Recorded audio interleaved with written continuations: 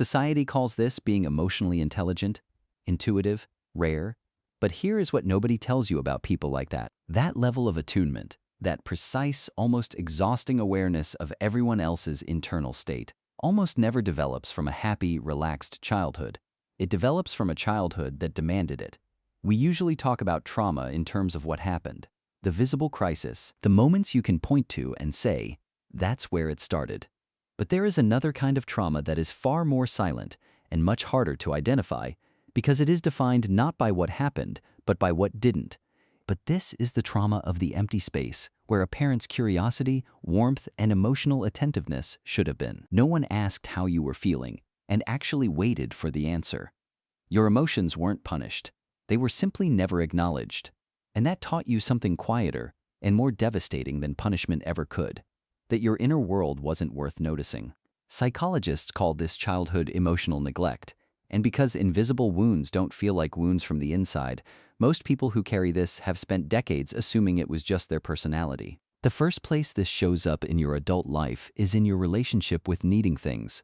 You are the person who spends 45 minutes troubleshooting a problem alone before it even occurs to you to ask someone who could solve it in 2. You manage personal crises without picking up the phone. When a friend offers to help you carry something heavy, you say, "I'm fine, I've got it." And you genuinely mean it, even when your arms are shaking. You call this being capable, self-sufficient, not wanting to be a burden. But developmental psychology has a different name for it: counterdependency. When a child reaches out for comfort and consistently meets a wall, distraction, irritation, exhaustion, or just blank silence, the brain performs a very precise calculation. Asking for help leads to the crushing pain of being let down. Therefore, I must become my own source of everything. Your hyperindependence isn't a personality trait, it is a fortress. You don't refuse help because you're strong. You refuse it because somewhere underneath the strength is a child who stopped asking after the 3rd or 4th time no one came. This leads directly into something that probably happens to you more than you realize. Someone asks a simple question, "How do you feel about that?" And your mind goes completely blank. Not evasive, not guarded, genuinely, honestly blank. Like reaching for something that should be on a shelf and finding only air.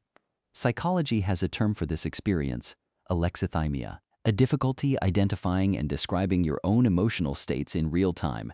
It doesn't come from a character flaw. It comes from a childhood without emotional mirrors.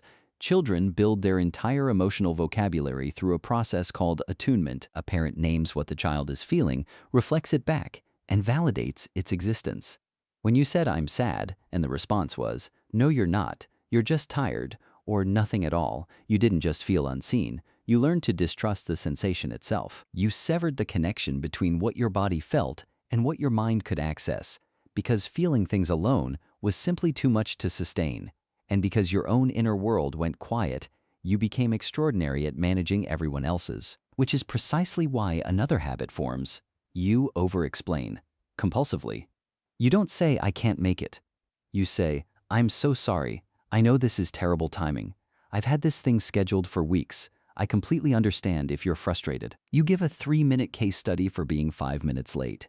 You justify the brand of bread you chose at the grocery store. This is not a communication quirk. It is a preemptive legal argument. You grew up in an environment where having a need, making an error, or simply existing in someone's space required justification. So you learned to build your case before anyone asked for one, because the times you didn't, you got dismissed, which flows seamlessly into the apology reflex. Someone bumps into you in a crowded hallway and you say sorry before they do. You apologize for asking a clarifying question. You apologize for taking up a seat that is yours. That quiet, automatic, almost involuntary "I'm sorry" is not politeness. Psychologists call this internalized invisibility. It is the deeply encoded belief that your presence requires constant mitigation, that you are on some fundamental level in the way. The apology became a preemptive strike, a way of saying, "I'm sorry for needing space.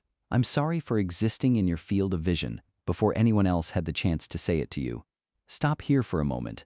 Look at everything you've just recognized in yourself. The self-sufficiency that won't let anyone in. The emotional blankness, the compulsive over-explaining, the constant apologizing. Before this video goes any further, there is something you need to hear. There is nothing wrong with you, not one thing. Your brain did exactly what a developing brain under those conditions is supposed to do. It adapted with precision to an environment that wasn't giving it what it needed. Every single one of these habits was a solution. They were the intelligent, creative responses of a child who was doing everything in their power to stay safe, to stay functional, to stay loved in a home where the emotional water was too shallow to swim in. You were never broken. You were surviving, and that armor got you here. That is not nothing. That is everything.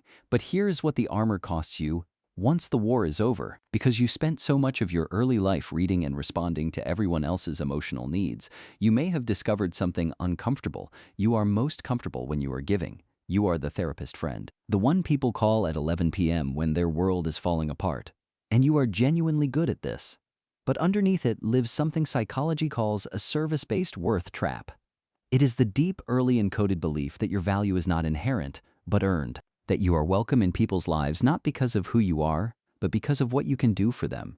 So now, as an adult, when someone tries to give care back to you, something in you goes strange and uncomfortable. You feel like it's a debt you can't repay. You think, what do they want from me?